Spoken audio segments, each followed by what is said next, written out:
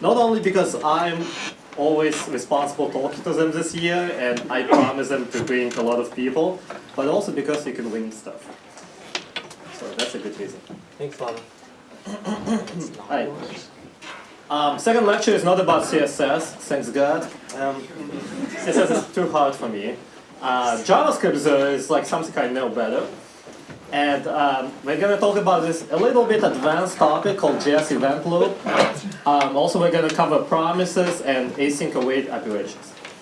So you might think it's kind of like unnecessary to know. It's like too complicated, like too down to the details of JavaScript engines. But truth be told, I've been asked interview questions about this multiple times. And you know, if you know this, you probably can pass. All right. So in this class, we used a couple of words pretty extensively, but we never really formally explained them. So I want to spend a little bit of time going over them. What is synchronous? Yeah, synchronous is something that happens consecutively, one after another. Usually what this means, if the operation is synchronous, it means that there's an operation that's synchronous, and then the next line of code will not execute unless the first line is finished. Right? And here's an example. You have a equals 2, b equals 2, you have two console.logs, and the first console.log 4 will output always before the second console.log. And this is because all these operations are synchronous. This is the default. All right? Now, asynchronous is something that might be a little bit more confusing. It's something that happens in the background, and then maybe it will come back with the result later. So essentially it means it will happen at some point of time later, and we'll look at it later. So good examples of asynchronous code are like timeouts. So there's this JavaScript function called, oh, that's not an example. There's a JavaScript function called timeout. You can say, hey, wait for 5 seconds, and then print hello world. And this is an asynchronous operation because it will happen sometime in the future, 5 seconds or later. So here's another example from a server-side code. And let's say you connect to MongoDB. And you can notice that there is a second argument, which is a function. And the function is where you are passed the result or error, like result will be the database object. So the question is, why wouldn't this function just return the database object? Why do you need to pass a function that actually works with this? And the answer is because this function is asynchronous. It cannot just return you the answer immediately. It will happen later. And when it will happen, your function will be called. So this is like important to understand. Yeah, question? Is all JavaScript synchronous except functions that have a callback function passed in? Yeah, I would say yes. So the question is all JavaScript code mostly synchronous with the exception of functions that accept a callback? And I would say yes. Sometimes you pass a callback, but it's still synchronous. It's confusing, but it's done for the sake of API consistency. But yeah, usually if you don't pass a callback, it's just synchronous. And usually it happens when you connect to a database, when you handle a request, when you call some other process. So something that involves I/O, like input-output communication. Okay, we covered synchronous, asynchronous. Let's cover some other two concepts that's really confusing to people. And those are parallelism and concurrency. So complicated, I can't even say it. But this is a topic that's also really widely discussed in the programming community. It's not just in JavaScript or web development. Like a famous creator of Golang has a talk about this, and I watched his talk like 3 times, and I only understood like 3rd time. So it's a topic that people discuss a lot. So what are those? What are those? So concurrency is when a lot of tasks are being handled at the same time, and parallelism is multiple tasks being accomplished at the same time. So sounds really similar. So what's the difference? I'll try to explain it to you with examples. Let's say we have a TA. His name is Bob, or maybe not. Nobody remembers that lecture. Okay. Here we have a TA. And we have a student. The student needs help from the TA. Now let's say there are multiple students. How can one TA come to office hours and help to all the students? So maybe this is a situation that's familiar to you, maybe 6005 or one of those classes. That doesn't even exist anymore. Okay, so you have this TA. And TA goes to the first student and helps them a little bit. And once the student is unblocked, the TA goes and helps another student. And once that student is unblocked, he goes to another student, right? And he goes in circles. And maybe other students need to wait for the TA to come to them, but TA tries to make progress on each student a little bit at a time, right? And he goes in circles. So in this case, is the TA parallel? No, he is not. Well, they're not. Because there's only one TA. They can't literally talk to two people at once. But TA is concurrent because they're trying to help multiple people at the same time, simultaneously, air quotes. And this is what concurrency is. Concurrency means you might have one person, but he's helping multiple people, or they're helping multiple people. And now what happens if you have two TAs, but three students? So now two TAs might help two different students, and one TA is done helping one student, he goes to another student, and then the second student needs help again, and the TA goes back to them, and then the first TA is done with the first student and wants to help the third one. So like they keep switching around, right? So now the question is, are they concurrent? Are they parallel? And the answer is yes, they are concurrent because they're helping multiple people at once, and they are parallel because the multiple TAs helping at the same time. There are literally multiple helping things helping procedures happen at the same time. And this is what concurrency and parallelism is. So it actually, the analogy extends to CPUs really well. Each TA is like one CPU, one computer processor. The CPU can do one task at a time, and if you have multiple, you do them simultaneously. And if instead of students, you have tasks. So your computer has a lot of tasks, and there are only 4 cores, and the 4 cores somehow decide how to process all the different tasks simultaneously. And in some programming languages, you might want to use multiple cores. You might use threads, and that's like C++ and Java, but not in JavaScript. In JavaScript, you always have one thread, one core, but it's still concurrent. It still can figure out how to handle things at the same time, not at the same time, but concurrently, but not parallel, not in parallel. So we'll talk how JavaScript does it, and that's where event loop comes in. So let's go back to office hours. So let's say I'm in TA, and I have a lot of students who need help. A very natural procedure is to create a queue, like on a whiteboard, right? Like just write your name on the whiteboard when you need help, and I'm done with other people, I'll come to you. And all the students, like let's say there's this first student, I'm helping him, and then when the student is done, they go and do something on their own, and once they're done with their thing and they need help again, they go back to the queue, right? So that's pretty simple. And this is actually what JavaScript does. So imagine that every student is like an event that happens on the page or in your web server. So one event is a click event. Another event is like somebody pressed a key. Another event is a timeout. And then another click. And all of these things happen, and they queue up. And JavaScript will look at events in order, in some order, and like process them from the queue.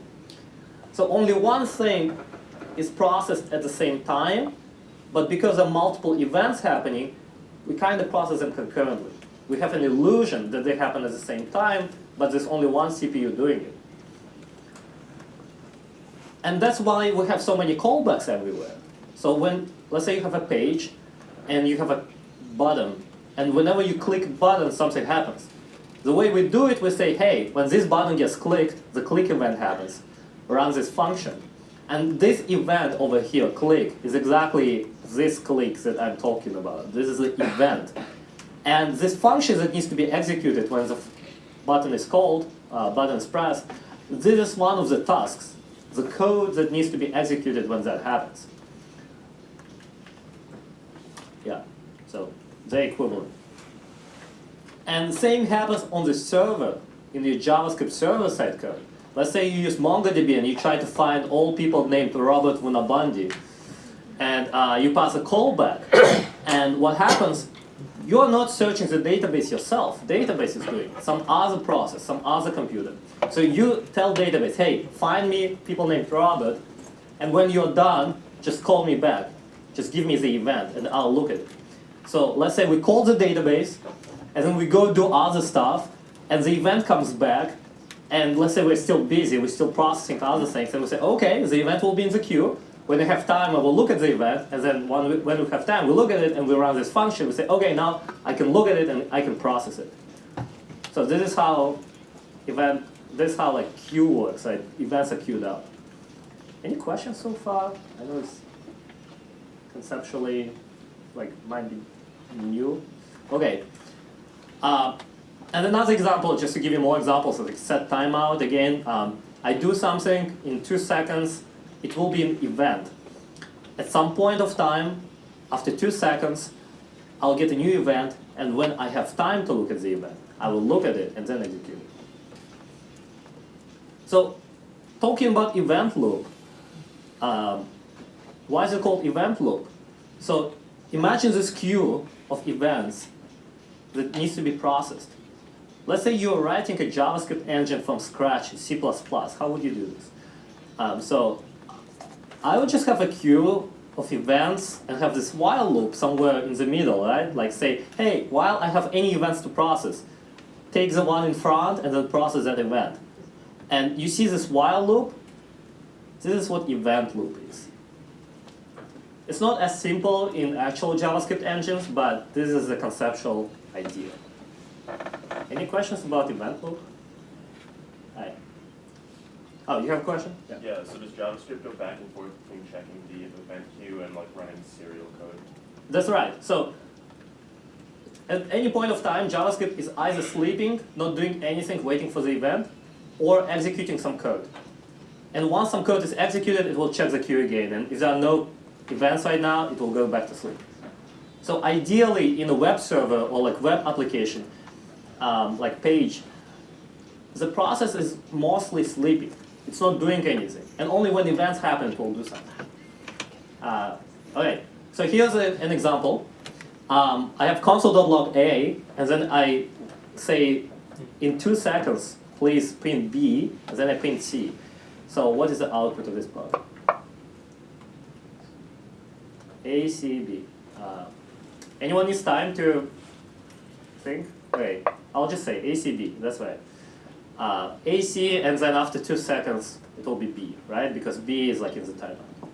So here's a trickier question. It's more tricky. It's the same program, but now my timeout is 0 seconds. What will happen now? Will it be ABC or ACB? You think it can be any. But the answer is it is always ACB. And here's why. So this code is like one big task. And when we say set timeout, we say, hey, here's a new task that should be executed in 0 seconds, and that's console.log B.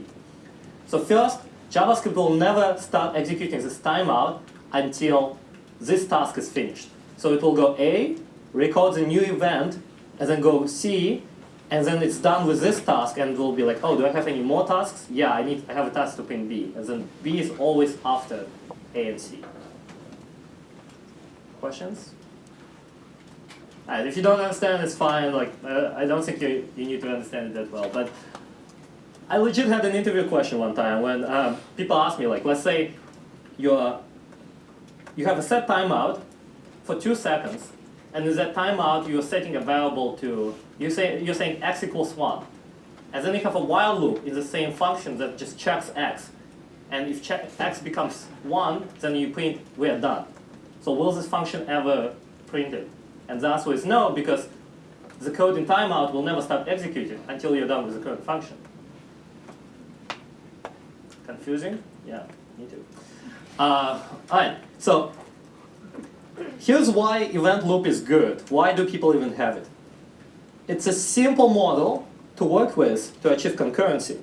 Why is it simple? Well, I never talked to you about lockings and synchronization barriers and concurrent data structure, whatever that class was about, we do, right? So like, why? Because like in event loop, there's only one thing happening at the same time. So there are like usually no race conditions. Usually it's very difficult to get a race condition or any problem with concurrent code. If you don't know what race condition is, don't worry about it. You're in luck. It's really good when you have a lot of I/O work. When you need to talk to servers, when you need to talk to database, when you need to handle requests. This is what we call I/O, input-output work. When you have a lot of that, it's really good because you spend virtually no time computing. You spend most of your time handling data or information. So that's good. Why event loop can be bad sometimes, it's when you need to do a lot of actually CPU-intensive operations. Because it's single-threaded, it cannot use many cores. This model is not great. So if you want to mine blockchain things for Bitcoin, JavaScript is not good, unless you can utilize more cores. And if you want to compute pictures, or like do computational photography, that's also not good. If you want to write a database in JavaScript, well, too bad, probably not the best thing ever. It also can be confusing. Alright, so now we're done with event loop, and now we'll talk about this thing called promises, which is a related topic. So here is a typical code in the backend service that maybe you will write, maybe you will see at work. And what we do here, in first line, we connect to MongoDB, then we get a collection. Once we get the collection, we look for Robert Vunobandi. If we find him, we update his age to 21. If we don't find him, we insert a new document.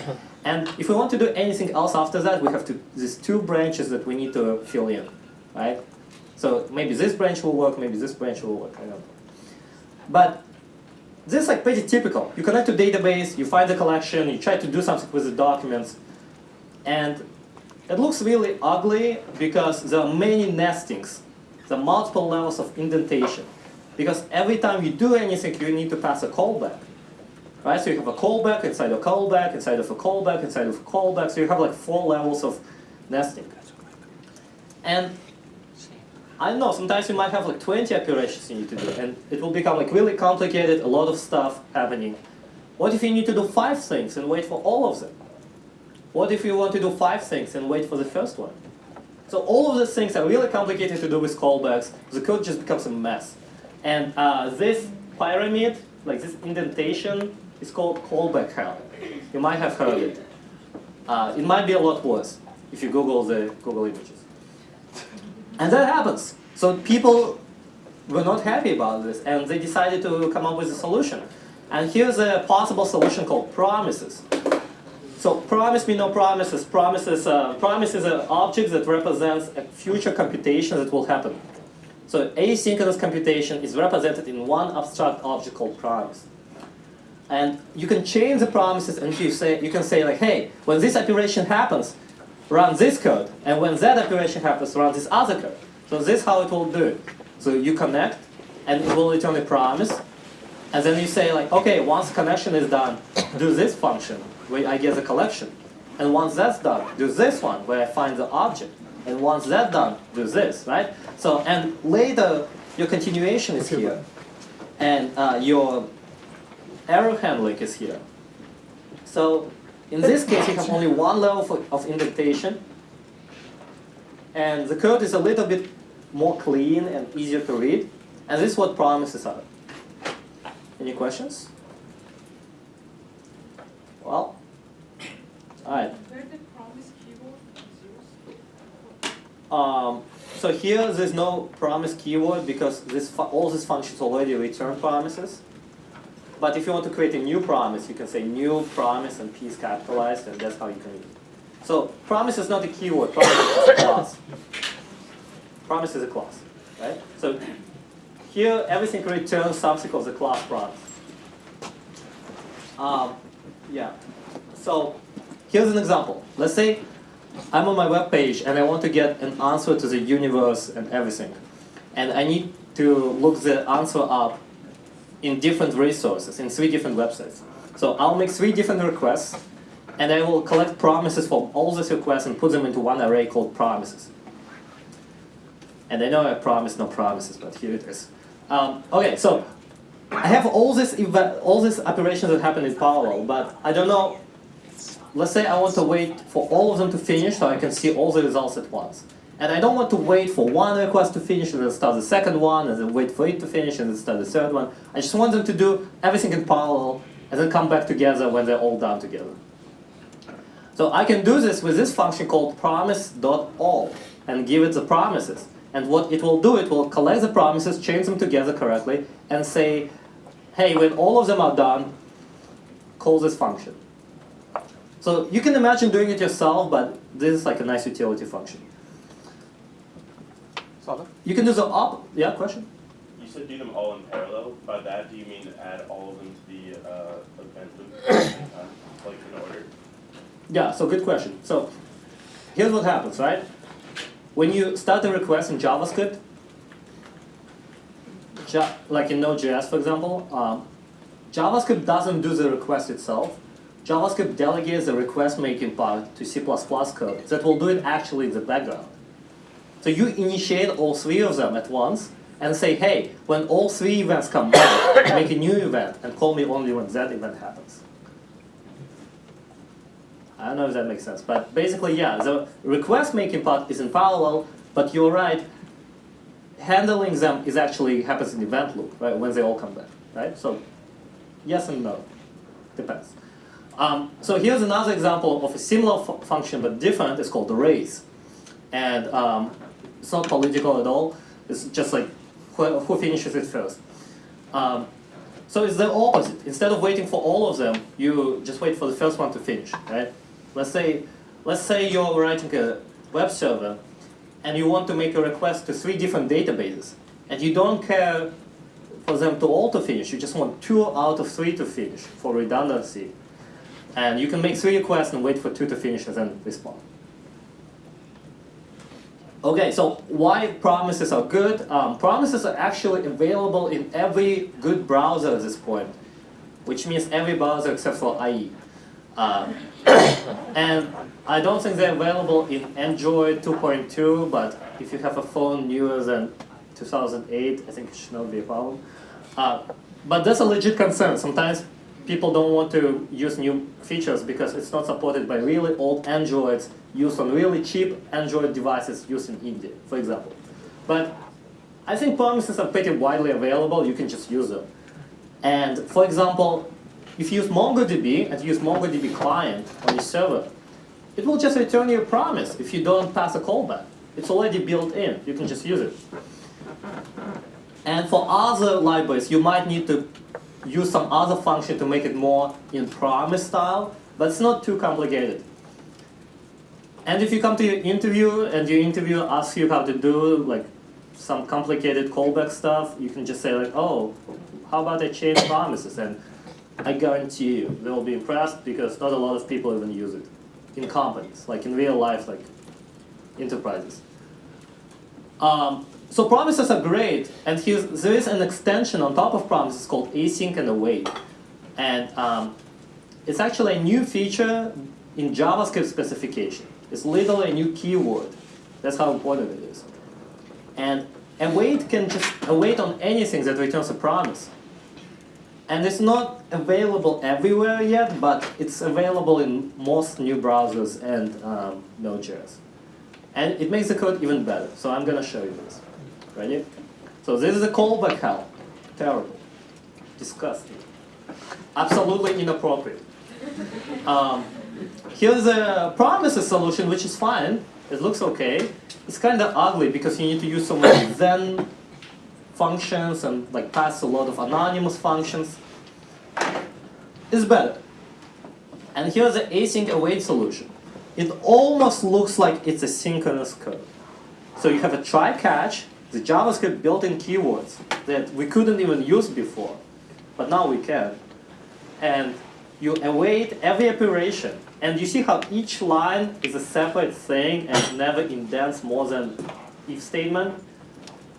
That's pretty good. Like, it makes the code really readable. It looks like it's synchronous, but it's not. It's async, so it's still fast and doesn't block your event loop. And once you're done with everything, you can just continue your code here, and all the errors are handled here, so it's all good. And don't be fooled. Like, using this await keyword kind of indicates you that the call is asynchronous. So between this line and this line, something can happen in between. So essentially now we have line by line concurrency. So now you might have race conditions if you're not careful. But it looks really nice. And yeah, I highlighted all the important parts. Basically a lot of await words. So why wouldn't you use it? So this is the newest JavaScript, also known as ECMAScript 2017. So yeah, it was like accepted into the standard last year. And every time you use await in any function, you kind of have to mark the whole function as async. That's why it's called async await, because it's only async functions. And once a function is async, it will return its result in a promise. So it kind of forces you to do everything in promises. And you have no other choice to follow it. So it kind of enforces a structure on your code, but it's also kind of good. You might not want to use it, but it looks great. So here's how it happened. A little bit of background. The first concept of promises was created in C++, when people were dealing with like database code or something. And it looked really ugly and complicated as any other C++ feature. And people decided to make it better.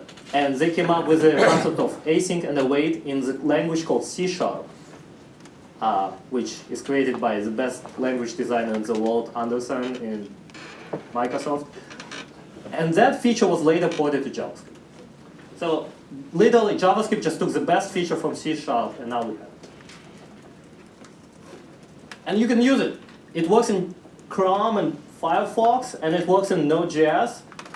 And I believe it must work in Safari. And I'm not sure about anything else. I know it works in Google Chrome on Android and Safari on iOS. So here's a demo. Here I have my beautiful google.com. I'm all kidding. Here's my console. It's really big. It's like so huge, everyone should see it. I'll use this function called fetch, which is a built-in function in every new browser that does GET request or POST request or whatever request you need. So I'm going to fetch google.com. And you can notice it returned me a promise. So now we know that's a promise. Let me save this promise. I'll say promise, if I can spell promise, equals this. Okay, I have this promise, and now I can say promise then, and give it a function, result. I'll just console.log. Hey, here it is. And result.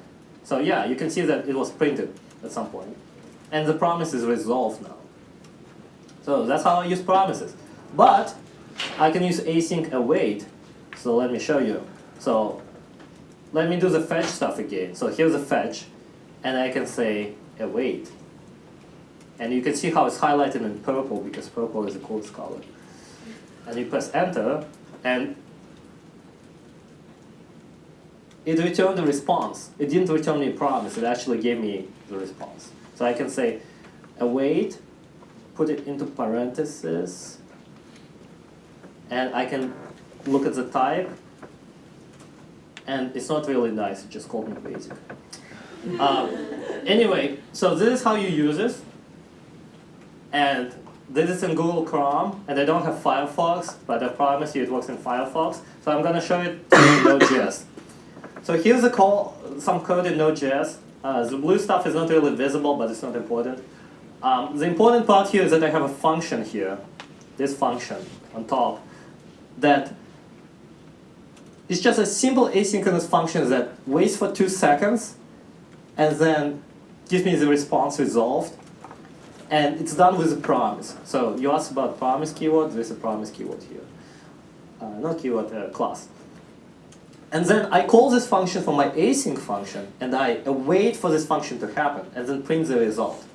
So it's just demonstrating that async await works, and if we run this function, it will say calling, and then it will await for this asynchronous after 2 seconds thing, and then it will print the result, which should be resolved.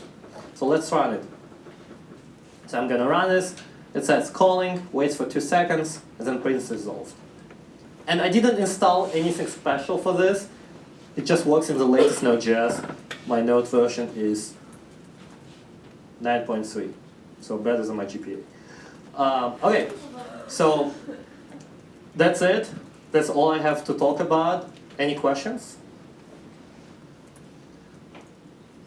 Hi, you are now masters of JavaScript. Be proud. Thank you.